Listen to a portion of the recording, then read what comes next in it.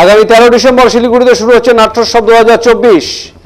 17 December পর্যন্ত চলবে এই উৎসব। সোমবার সাংবাদিক বৈঠক করে জানালেন শিলিগুড়ি পুর নিগমের মেয়র গৌতম দেব। বাণিজ্যের পাশাপাশি উত্তরবঙ্গের সংস্কৃতির শহর হিসেবেও পরিচিত শিলিগুড়ি শহরের মানুষ নাটক দেখতে এখনও ভিড় জমান। প্রতি বছরের মতো এবছর উত্তরবঙ্গ সাংস্কৃতিক পরিষদের তরফে নাট্যোৎসবের আয়োজন করা হয়েছে।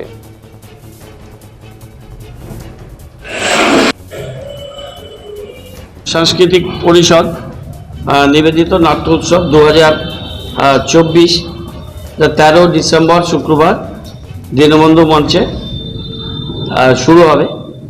প্রথম দিন 9টি বাদ্যযন্ত্রের প্রযোজনা দাদার কীর্তি হবে, যেটা নাটকটা দেবাশিসে এই তরুণ মজুমদারের যে বিখ্যাত ছায়াছবি চলচ্চিত্র, সেই অবলম্বনে মুখ্য উপদেষ্টা বার্ত বসু এবং এটার প্রাণ পুরুষ হচ্ছে পার্থ ভৌমিক। দ্বিতীয় দিন 14 ডিসেম্বর জাগরণ পালা নাটক কৌশিক রায়চৌধুরী, নির্দেশনা সুব্রত পাল। এটা মালদা থিয়েটার প্ল্যাটফর্ম প্রযোজনা। জাগরণ পালা এরা উত্তরবঙ্গের ইদানিংকালে সারা জাগানো একটা অপেরা টাইপ নাটক, যার মধ্যে অনেক মিউজিক্যাল, অনেক ইনস্ট্রুমেন্ট ব্যবহার হয়েছে। বাকি হ্যাঁ design and direction Sauti Chakraborty. এটা রঙ্গকর্মী প্রযোজনা, কলকাতা রঙ্গকর্মী উষা গাঙ্গুলি তার এটা দল, আপনারা সবাই জানেন রঙ্গকর্মী। এটা একটা হিন্দি নাটক।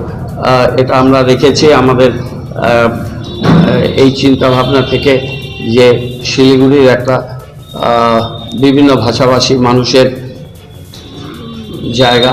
সুতরাং আমাকে বিভিন্ন সময় তারা বলেন যে আপনারা অনুষ্ঠানগুলো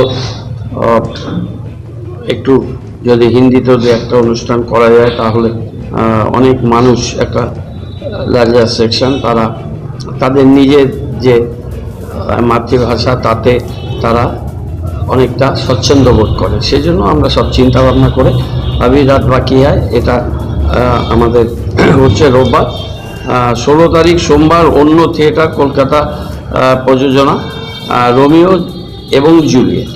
এটা হচ্ছে আপনারা সবাই জানেন রোমিও জুলিয়েট, এটা এবং যুক্ত করেছে এরা উইলিয়াম শেক্সপিয়ার, অনুবাদ করেছেন দেবেশ রায়। এটা সম্পাদনা আর নির্দেশনা অবন্তী চক্রবর্তী। এটা রোমিও জুলিয়েট। আর 17 ডিসেম্বর মঙ্গলবার এদিন সরভুজ কলকাতা প্রযোজনা, এবং সম্ভবত ওটা সুবীর সেনের শিলিগুড়ি শেষ করেছিলেন সেবার এখানে।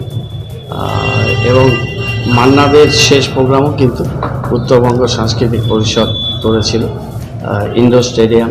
সেটা মান্নাদে আর স্বাগতা লক্ষ্মী দাসিত্ব, তাদেরকে নিয়ে আমরা এই প্রোগ্রামটা ইন্ডোর স্টেডিয়ামে আমরা করেছিলাম।